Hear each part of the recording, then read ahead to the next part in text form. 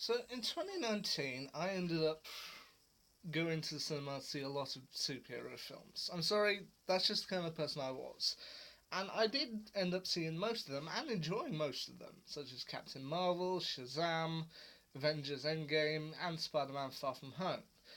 But there was one movie that passed me by in 2019 that I did want to see it, but then it kind of just came to an awkward point, so I didn't really get the chance, didn't really get the opportunity to pop over there, and then the critic reviews ripped it apart. So I kind of lost enthusiasm after that. And that was seemingly the final film in Fox's X Men franchise, X Men Dark Phoenix. This this, as I said, was a film that I did kind of want to see, but then, as I said, it kind of came in an awkward time, and then the critic reviews weren't necessarily that proud of it, so I kind of stayed away. But I was kind of interested in the story because this is actually for those who somehow don't know about it, this is actually the second time that was attempting to adapt this particular story, as they had done so in 2006's 2000 was it 2006? They had attempted to adapt it as part of X Men: The Last Stand, with that movie focusing on two stories, Dark Phoenix and Mutant Cure, and The Last Stand is generally despised as one of the worst superhero movies ever, and definitely one of the weakest X Men movies. But still, I was interested to see how they were going to pull off this time around. Hell, I even went out and bought the comic at one point that it was based on, X Men: The Dark Phoenix saga. And as I said, the reviews of this movie weren't particularly kind, but I finally bought it, sat down, watched it through, and I gotta admit, I'm a little disappointed that I'm not more disappointed. I think I view this film the same way that I viewed X Men Apocalypse. I can see it's probably commercially not that good a film, but then I was entertained enough by it. So once again, you've got all your favourite characters are in there, such as Professor X, Mystique, Beast, Cyclops, and all the rest of them. And the X Men are called in. It we see that in 1975, after her parents and her were involved in a car crash that was partially caused by her, Jean Grey is taken in by Charles Xavier, and she asks him if he can fix her, and he tells her that she is not broken. In 1992, the X-Men are called in for a space mission to help the Endeavour space shuttle on its STS-49 mission. Now, I looked up this actual mission in progress, and I could be wrong here. It may have all been a big disaster and everything, but from what I understand, the Endeavour mission was actually mostly a success. So I could be wrong about that, but please tell me if I am. But while during this, Jean is seemingly hit by what appears to be a solar flare, and she she seemingly blacks out from it, but then she seems to come to perfectly okay.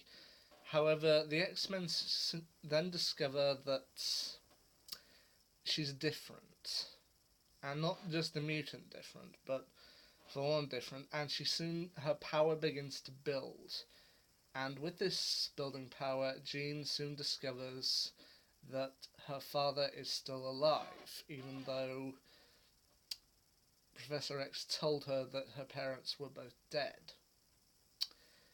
That's kind of already sets her on a bit of a charter with the X-Men. But then, through a series of events, she also discovers that the solar flare was actually the Phoenix Force. She is much more powerful, and soon she kind of lashes out in anger at those around her, eventually seeking out Magneto to see if he can help her.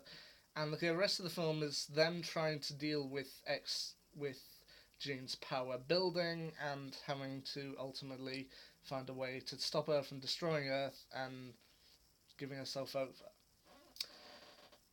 And as I said, I'm a little disappointed that I'm not more disappointed because, as I said, I view this the same way I view X-Men Apocalypse, in that, okay, it's probably not that good a movie, but I didn't think it was that bad either. I mean, all your favourite characters are still there, all played by the same people. James McAvoy, Michael Fassbender, Jennifer Lawrence, Nicholas Hoult, Sophie Turner, Ty Sheridan, Alexandra Shipp, Cody Smith-McPhee, and Evan Peters. They're all there, and having watched through X-Men: The Last Stand, I actually do think that this is a better adaptation of the Dark Phoenix saga. Is it the best adaptation? No, but the way that the critics were tearing this film apart, I kind of expected a bit more of a train wreck. But in doing so, I just find it a very enjoyable film. I mean, is it Avengers Endgame? No, but is it Batman? Is it Batman and Robin? Absolutely not. It's kind of perfectly middle of the road. There's only one thing that I would really complain about the movie, and that's the kind of side villains. I mean, okay, you've got the big threat in this movie, which is supposed to be Sophie Turner as the Phoenix. But then you also get another kind of villain with a group of aliens known as the Dabari. And they're led by a character named Vuk, played by Jessica Chastain. And apparently these characters do turn up in the original Dark Phoenix saga, in that in the movie, their planet was destroyed by the Phoenix Force, and in a sense, that's why they're trying to hunt it down. And while their planet is destroyed in the original Dark Phoenix saga, sorry, and I do remember reading through that section, I just kind of feel like they're they're a bit tacked on. I mean, if they had made the entire movie about Sophie Turner's Jean Grey and them trying to talk her down from a megalomaniac viewpoint, that would have probably been a lot better for me, but since they had to tack on the Dabari, they just feel like, okay, we're suddenly fighting the Phoenix, and then suddenly the Dabari show up, and they're the main threat now, and it just doesn't quite work from my perspective. But as I said, I've seen a lot worse in terms of franchise finishes, and for most of the X-Men, this is probably the last time they're going to be played by these particular actors. I mean, while the last film in this particular chapter of the X-Men franchise is due to be the New Mutants, this is pretty much the last time they're going to be played by these actors. Last time for James McAvoy, last time for Michael Fassbender, Jennifer Lawrence, and all the rest of them. With Disney's acquisition of Fox, this is probably the last chapter in this particular cycle of the X-Men. I mean, with Disney having bought Fox, it seems inevitable that at some point in the possible not too distant future, the X-Men will make the leap in some way to the MCU. Whether it's in the form of a Disney Plus show or whether it's as a big screen movie, they're gonna cross over eventually. And while I felt that The Last Stand is pretty much the worst movie, this I didn't think was the worst. This I felt was perfectly adequate. I felt that if they had to go out, then this was actually a decent way to go out.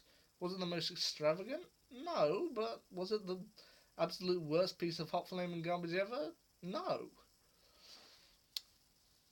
I don't know. Maybe that's a problem for most people, that if they were going out, they could have gone out bigger. But then again, I personally feel X-Men Dark Phoenix is a good film. It's not the best superhero movie ever, but in the end, I don't think that's what it was aiming for. It was trying to be the next step.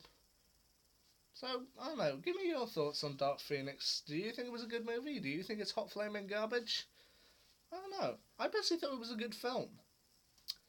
Oh. don't know. I kind of felt it would be more climactic. Oh well.